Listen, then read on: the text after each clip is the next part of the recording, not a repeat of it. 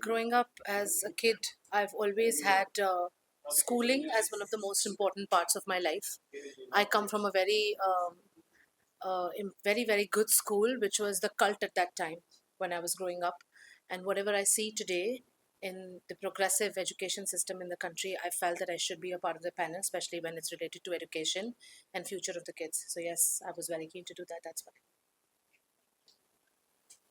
On how do spaces like the influential table contribute to shaping, meaningful conversation for the next generation? I think it's direct conversations with the kids, it's direct conversations with the audience. So anybody who's been raised a question or asked a question directly has the opportunity and the channel to learn at that same moment. Yeah, so I feel the panels and discussions over those panels are the first hand information. So I call them FIRs.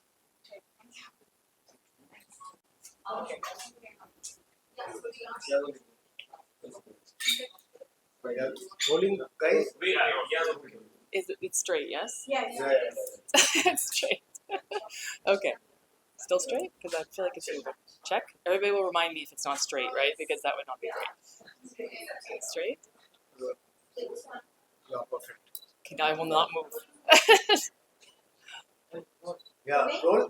Yeah, rolling. Hi Taylor, this is your first visit to India after being crowned Mrs. World UAE and of course Finland International School Race Course. How does it feel to be here?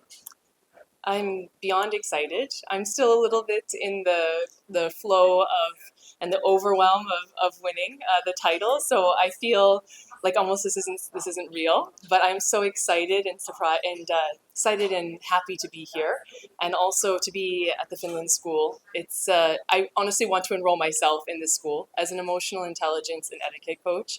This is such an ideal place for a human being to grow and to develop into the best version of themselves. I could not be more impressed by an institution. So I'm incredibly grateful to be here. I'm incredibly grateful to have the honor of representing the United Arab Emirates in Mrs. World International. So I can't wait for that in January. What role does emotional intelligence play in shaping the morals leaders? Oh, I think it's everything. Now, granted, I'm maybe a little biased, but I think it's everything because everything comes from that.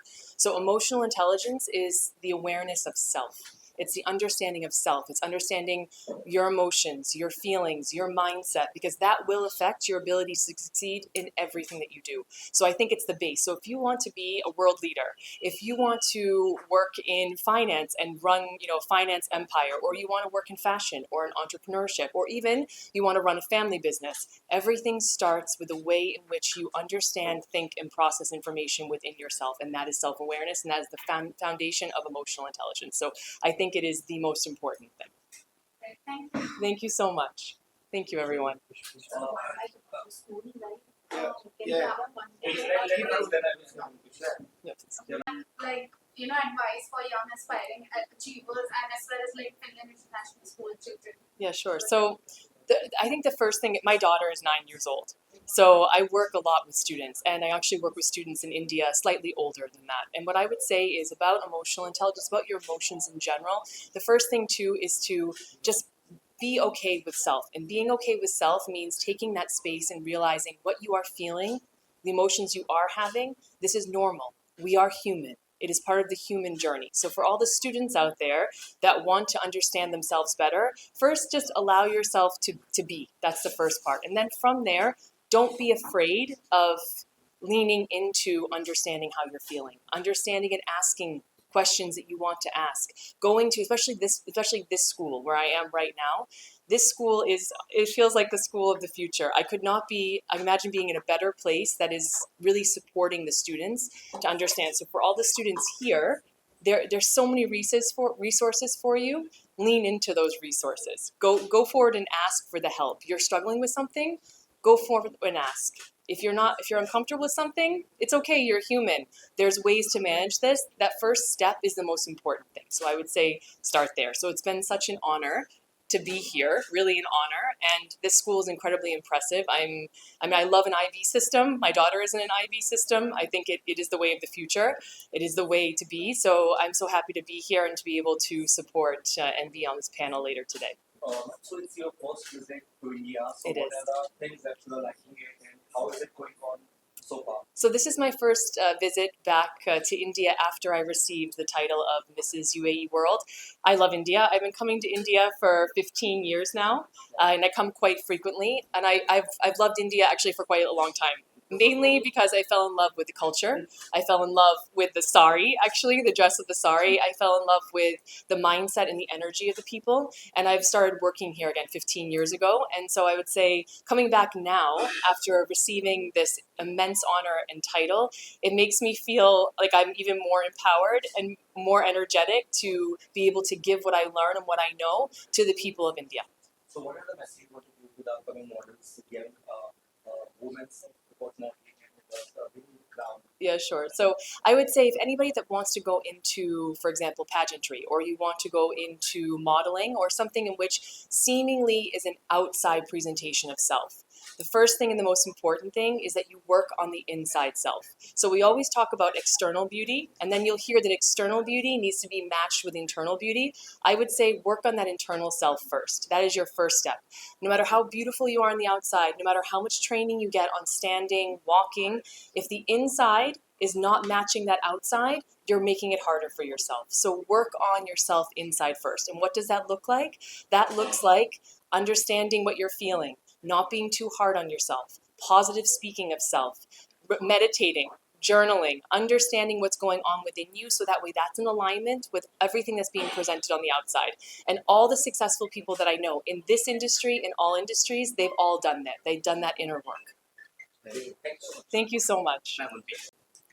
In my mind, kids need to be really calm. They lose patience very easily. The focus is missing sometimes because the choices are plenty, and there is just so much to do and so little time, like Olivia would say. So I think one of the things and the skill set that they need to learn is to kind of calm down, because that's when the best solutions occur.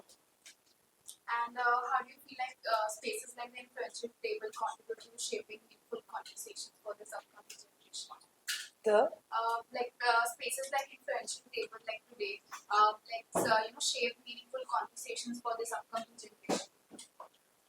Everybody has a view, and sometimes we get very claustrophobic in terms of just looking at a particular view from our lens and not really looking it at from a wholesome lens. So conversations like these actually help them look at different views from different perspectives, and when the view is more holistic, decision making or choices become clearer. So I think that's extremely important. Yeah. Great. So, first of all, thank you so much for having me as a part of the panel. And I would say education is very important, but also life skills are very important. And I feel every school has its own strengths. And today, when we came here, it made me realize more that there is so much more to education than just reading and writing and like essays and the kind of education that we've had in the past, and how much education has evolved, and how many children are given the platform to express themselves, to explore different curriculums, and kind of really shine in their own light, which I think the traditional education did not have. So I'm very impressed by coming today, and I think it was also for me an experience to learn something new. And what is the one piece of advice you would give to the young achievers of the times? uh, I would say just follow your heart, follow your dreams, don't let your fire die. uh, I think failure is just a stepping stone, and it's an experience that is going to take you somewhere far. And action applied is the best way to go forward. So yeah, just follow your heart and stay put on your dreams. Don't give up. Okay, thank you. Thank you so much. So we have these lovely women at FIS today, Finland International School, with various backgrounds in fashion, food, health, and so this is about understanding or getting their views of how the future of education or what changes should be there in education. And at the end result, our main aim is to be the change maker for our children. So that's why we have them here. Thank you.